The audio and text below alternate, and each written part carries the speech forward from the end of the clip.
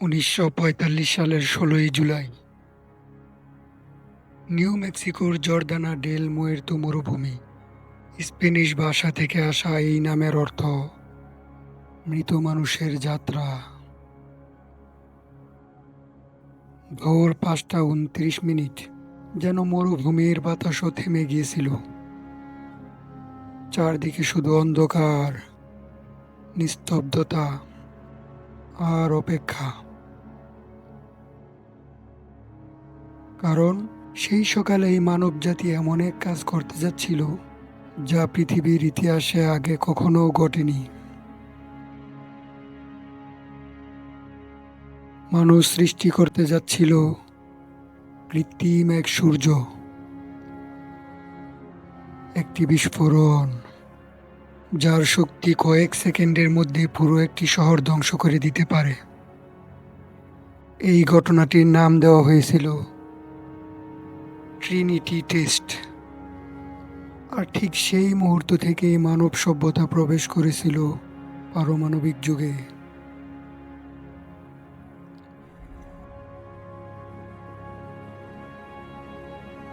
সে সময় সারা বিশ্ব জুড়ে চলছিল দ্বিতীয় বিশ্বযুদ্ধ।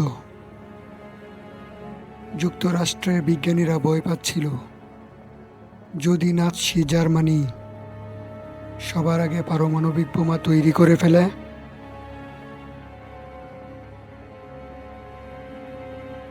এই ভয় থেকেই শুরু হয় ইতিহাসের সবচেয়ে গোপন বৈজ্ঞানিক প্রকল্প, ম্যানহাটান প্রজেক্ট। প্রকল্পটি এতটাই গোপন ছিল যে সেখানে কাজ করা শত শত কর্মচারীও জানত না তারা আসলে কি তৈরি করছে। কেউ ভেবেছিল তারা নতুন ধরনের ইঞ্জিন বানাচ্ছে, কেউ মনে করেছিল রাসায়নিক গবেষণা চলছে, কিন্তু বাস্তবে তারা তৈরি করছিল পৃথিবীর সবচেয়ে ভয়ঙ্কর অস্ত্র। এই প্রকল্পে কাজ করেছিল বিশ্বের সেরা বিজ্ঞানীরা, আর পুরো প্রকল্পের নেতৃত্বে ছিলেন শান্ত ও নীরব স্বভাবের পদার্থবিজ্ঞানী জে রবার্ট ওপেনহাইমার। কিন্তু মাত্র কয়েক মাসের মধ্যেই তিনি হয়ে উঠলেন পারমাণবিক বোমার জনক। বিজ্ঞানীরা যে বোমাটি তৈরি করেছিলেন সেটিকে তার আসল নামেও ডাকা হতো না। তারা একে বলতেন দ্য গ্যাজেট, কারণ এটি এতটাই গোপন ও ভয়ঙ্কর ছিল যে মানুষ এর প্রকৃত নাম উচ্চারণ করতেও ভয় পেত।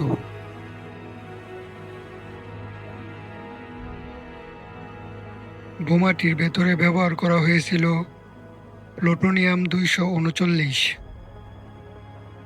যার মাত্র কয়েক কিলোগ্রামই একটি পুরো শহর ধ্বংস করার জন্য যথেষ্ট।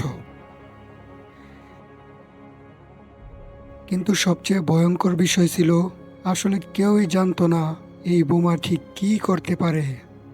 কিছু বিজ্ঞানী সত্যিই আশঙ্কা করেছিলেন এই বিস্ফোরণ হয়তো পৃথিবীর বায়ুমণ্ডলকে আগুন ধরিয়ে দিতে পারে, অর্থাৎ একটিমাত্র পরীক্ষাই পৃথিবীর সমস্ত প্রাণের অবসান ঘটাতে পারত। তবুও পরীক্ষা থামানো হয়নি, কারণ মানবজাতি তখন মরিয়া হয়ে উঠেছিল পরমাণুর শক্তিকে নিয়ন্ত্রণ করার জন্য।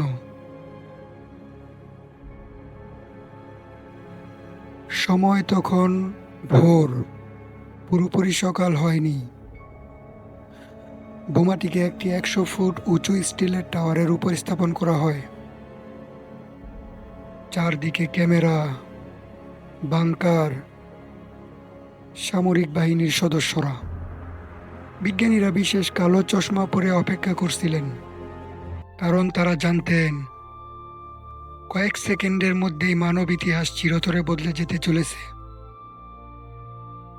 তারপর শুরু হলো কাউন্টডাউন। ৫, ৪, ৩, ২, ১। হঠাৎ মনে হলো যেন আকাশটাই দুভাগ হয়ে গেছে। এক ঝলক সাদা আলো মরুভূমিকে দিনের আলোর চেয়ে উজ্জ্বল করে তুলল।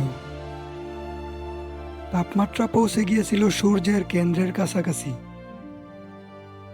মরুভূমির বালি গলে কাচে পরিণত হয়েছিল।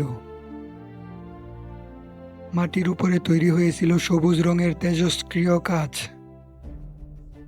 যাকে আজ বলা হয় ট্রিনিটাইট।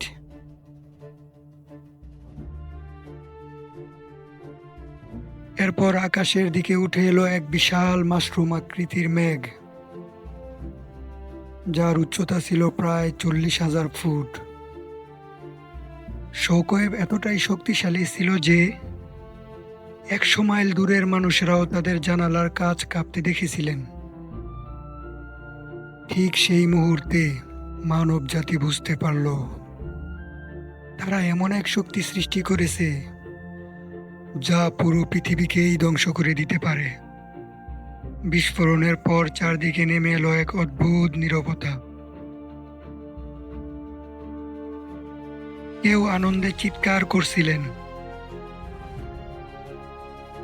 কেউ স্তব্ধ হয়ে দাঁড়িয়েছিলেন, আর ওপেনহাইমার, তিনি শুধু বিস্ফোরণের দিকে এক দৃষ্টিতে তাকিয়েছিলেন, কারণ তিনি বুঝতে পেরেছিলেন মানব জাতি এমন এক দরজা খুলে ফেলেছে যা আর কখনো বন্ধ করা যাবে না।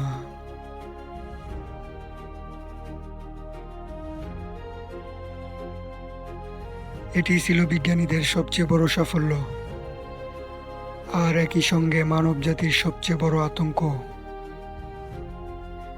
নিউ মেক্সিকোর সেই মরুভূমিতে যে আলো জ্বলে উঠেছিল তা শুধু একটি বিস্ফোরণই ছিল না, এটি ছিল এমন এক যুগের সূচনা যেখানে মানব জাতি প্রথমবারের মতো নিজেদের হাতেই নিজেদের পৃথিবী ধ্বংস করার ক্ষমতা অর্জন করেছিল। আর সেই কারণেই ট্রিনিটি টেস্ট আজও মানব ইতিহাসের সবচেয়ে ভয়ঙ্কর বৈজ্ঞানিক পরীক্ষাগুলোর একটি হিসেবে স্মরণীয় হয়ে আছে। যদি এই বাস্তব ঘটনাটি ভালো লেগে থাকে তাহলে ভিডিওটিতে এখনই একটি লাইক দিন, কারণ আপনার একটি লাইক আমাদের আরও ভয়ঙ্কর এবং বাস্তব ডকুমেন্টারি তৈরি করতে অনুপ্রাণিত করে। আর অবশ্যই চ্যানেলটিকে সাবস্ক্রাইব করে বেল আইকনটি অন করে দিন। ধন্যবাদ সবাইকে।